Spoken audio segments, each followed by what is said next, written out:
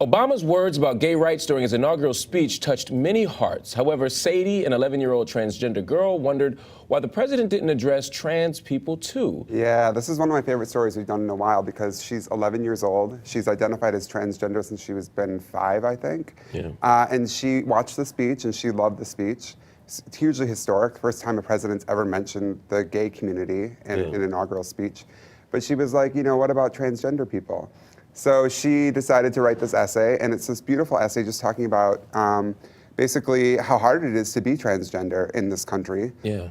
And you know, her mom put it on Facebook, and I saw someone tweet it, and we got it out there, and now it's just gone totally viral. Historically, because gay and lesbian people have not had all the rights that straight people have had, there's sometimes been a push to get them rights first. And so it's been this thing where it's like, okay, we're gonna get everyone, all the gay people rights, and then we'll deal with the transgender people. Why is that? Is that an internal hierarchy in the sense of people can accept gay and lesbian identities a little bit more easily than they can the trans identity? It has been, yeah, I think, and also we have to remember too that just because you're trans doesn't mean that you are gay or lesbian. Right. And so a lot of times people have said that they don't even belong in that group because you can be a trans person and be straight. Right. And so sexuality is not always conflated with gender identity. Right. So how you fit all the pieces together is not always been an easy thing. Right. And especially for a public that really can't wrap its mind around the idea that a boy could be, that someone could be born with a penis, exactly, be a girl, like boys, right, and not just be a gay boy. Exactly. So we're still really grappling with that, even within the community. How do we all fit together?